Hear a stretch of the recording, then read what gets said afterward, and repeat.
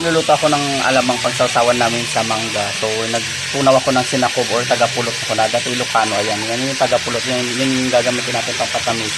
And then, nagisa ako ng balutak. Kung natin Ilocano, balutak is yung taba ng baboy. Ayan. So, nakikita nyo naman din, inigisa ko muna siya. Kailangan malusaw yung mantika niyan. So, yun ang gagamitin natin magigisa. So, bali dito, may bawang sibuyas tayo at yung sili. Maraming sili, guys. And then, 1 kilong alamang yan, guys. Yan. So, magmukbang tayo mamaya ng mangga.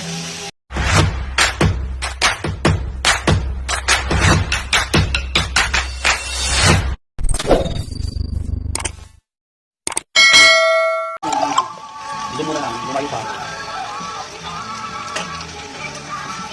Sinabay ko na dito, guys, yung sili. Bali ginamit natin mantika dito guys yung nag-anuan ng ano sa mataba. 1 kilo kasing lulutuin ko. Baka yung mantika na naman. I-bash na naman ako guys.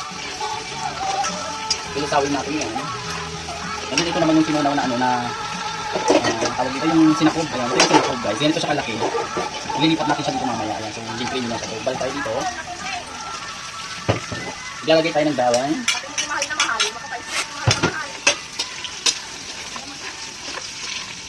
Ang purpose lang dito guys, kaya maraming mantika para yung alaman natin ang sisipin. Kasi may ano to kami ng baboy. Kailangan to toasted yung ating patataba or balata. Ano po natin Ilocano. Kasi kailangan to natin, kung sili natin magiging crispy siya, parang magiging gano'n. Marami din akong ginayat na lasuna. Wala na sibuyas na guys. So, antayin lang natin siyang mag-brown lahat. Tsaka natin nilalagay natin pang 1 kilong alamang. So lalagay ko na alamang. Dami naman. Pag pino ko eh. Daming alamang. Maubor tayo dyan. So pagkatapos nilagay ang alamang guys, haluin natin siya. Oh, wow. Para yung alat na yung anghang, din yung tamis ng sinakop, yung tagapulot ito naga. Pwede kang ulam to guys ay may mga karne ito. Nakikita nyo naman yung lalaki, di ba? Naglalagay tayo ng kampalaza. This is monosodium glutamate. Baka na ka pa ng monosodium glutamate. Ikaw?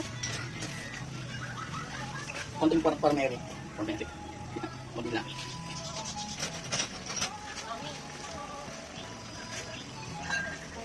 Konting vinegar. Actually guys, kung nakita nyo na kung napanood yung vlog ko, ginawa ko sa ano. Ito yung parang grits na halaman.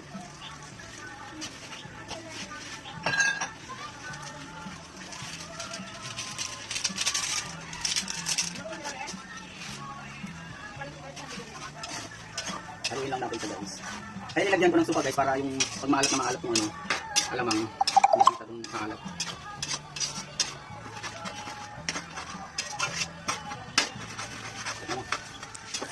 Sa may tagapulot. Ayan.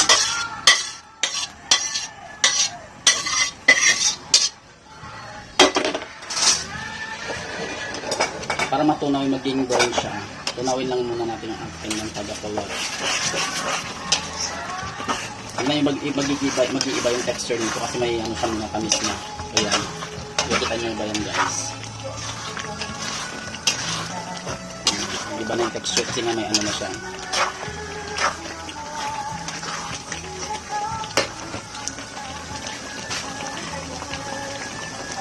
Puputing konting water. Dumikit. Hindi na tamis.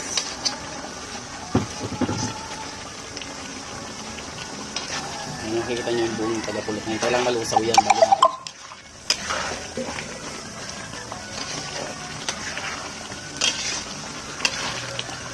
Malusawin lang natin yung ating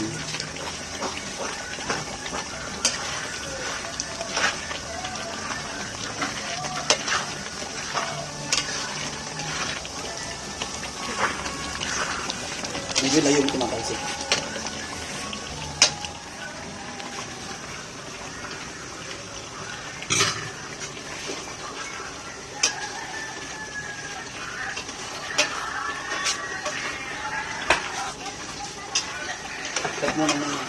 So guys, ito na yung ating alamang. Ayan. Nakikita nyo brown na siya. Nilagyan ko siya ng asukal dahil 1 kilo to guys. Mahina lang yung kapag kakapoy ito. Makikita nyo mga lumulutang na yan. Yan yung mga taba ng baboy. Masarap kasi guys pag may mga ganyang homemade ginisang alamang.